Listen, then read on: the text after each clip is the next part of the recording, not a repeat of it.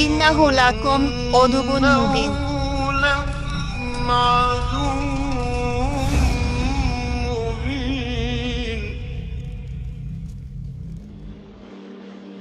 ইবনে আবি হাতিম রাদিয়াল্লাহু আনহু তার সুনানে উল্লেখিত হাদিসের অন্যতম মহান আলেম।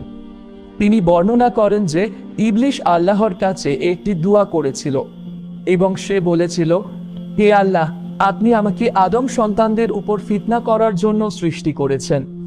আদম সন্তানদের উপর আমার কোনো ক্ষমতা নেই যতক্ষণ না আপনি আমাকে অনুমতি দেন। সুতরাং আমাকে আদম সন্তানদের ফিতনা করার ক্ষমতা দিন। তখন আল্লাহ সুবহানাহু ওয়া তাআলা বললেন, তোমার জন্য তাই হোক। তখন শয়তান বলল, হে আল্লাহ, আমাকে আরো দিন, এতে আমাকে আরো বৃদ্ধি করুন। শুনুন, সে বলল, এতে আমাকে বৃদ্ধি করুন। আল্লাহ বললেন, আদমের সন্তান জন্মালে তোমারও শয়তান জন্মাবে। এই দুনিয়াতে প্রতিটি মানুষের জন্য একটি শয়তান থাকে, যাকে আল্লাহ শয়তানকে বংশবৃদ্ধি করার অনুমতি দেন। প্রতিটি শিশুর জন্মের সাথে একটি শয়তানও আসে। শয়তান বলল, হে আল্লাহ, এটি আরো বাড়িয়ে দিন। এবং সেই মুহূর্তে আল্লাহ সুবহানাহু ওয়া তাআলা বললেন, তোমার জন্য ইবনে আদমের শিরায় রক্ত প্রবাহের মতো প্রবাহিত হওয়ার সুযোগ রয়েছে। তাই আল্লাহ তাকে আমাদের শরীরে প্রবেশ করার, আমাদের মনে বিচরণ করার এবং খেলা করার ক্ষমতা দিয়েছেন, যাতে সে আমাদের মনে এমনভাবে সূক্ষ্মভাবে শব্দ করতে পারে যেন এটি আমাদের নিজেদের গভীর চিন্তা, কিন্তু আসলে শয়তান তার সবচেয়ে খারাপ এবং শয়তানি কথা আমাদের মনে বলছে, আমাদের কানে ফিস ফিস করে বলছে। শয়তান বলল, আরো বেশি, হে আল্লাহ, আমাদের দিন, আমাকে আরো দিন। তখন আল্লাহ সুবহানাহু ওয়া তাআলা আয়াতিন বাস্তাফাজিজ মান ইস্তাতা মিনহুম বিশাত্তিক বা আজলিব আলাইহিম বিখাইলিক বা আজলিব আলাইহিম বিলাইলিকে বা রেজিলিক বা শারিকুম ফিল ও আম্বালি বলো আওলাদি বাইধুম বা মা জাইদুহুমুস শয়তানু ইল্লা ঘুরোজা।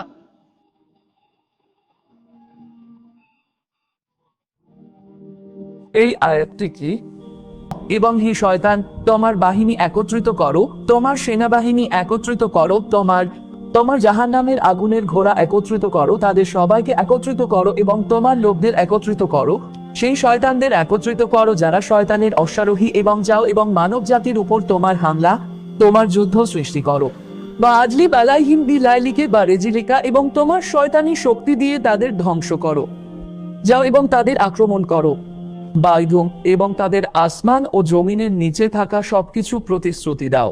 তারপর আল্লাহ বলেন, বা মা জাইদুহুম শয়তানো ইল্লা ঘুরোজা, শয়তান যা প্রতিশ্রুতি দেয় তা মরীচিকা ছাড়া কিছুই নয়, এটা স্বপ্ন ছাড়া কিছুই নয়, এটা শুধু বাহ্যিক রূপ, এটা নকল, এটা মিথ্যা। সুতরাং এই হাদিসে এটি অব্যাহত রয়েছে এবং এতে বলা হয়েছে যে আদম আলাইহিস সালাতু ওয়াস সালাম ইবলিসের এই দোয়া শুনেছিলেন এবং আল্লাহ সুবহানাহু ওয়া তাআলার কাছে এসে বললেন, ইয়া রাব্বি, আপনি শয়তানকে আমার উপর এত ক্ষমতা ও কর্তৃত্ব দিয়েছেন, তাহলে আপনি আমাকে কি দেবেন? ইয়া আল্লাহ, আমাকে কিছু দিন।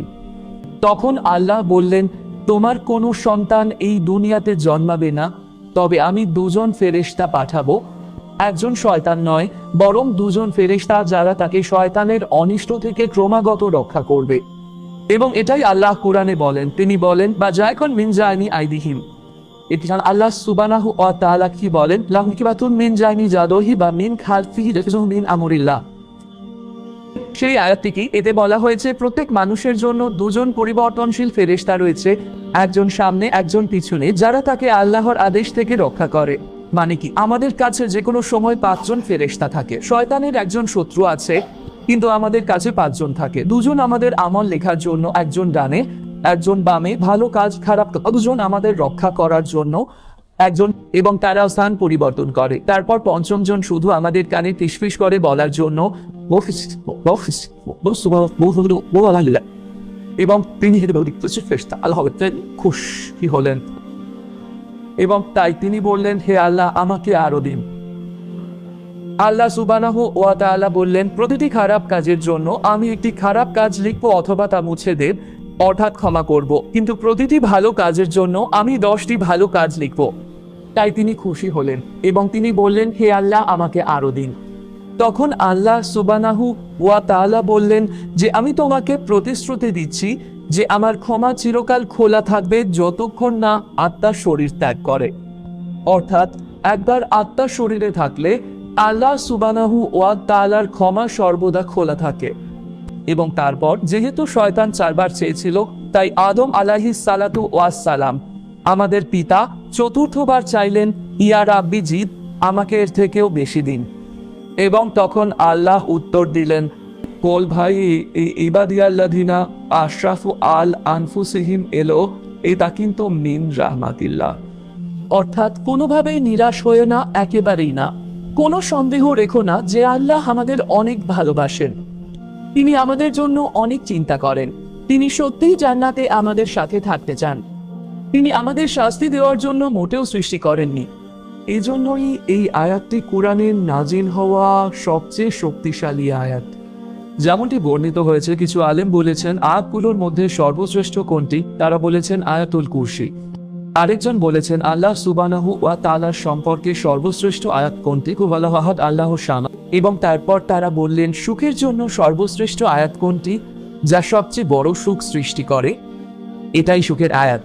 বল ভাই ইবাদিয়াল্লাযিনা আশরাফু আল আনফুসিহিম এলো, এটা কিন্তু আল্লাহর রহমত থেকে মোটেও নিরাশ হয়ো না।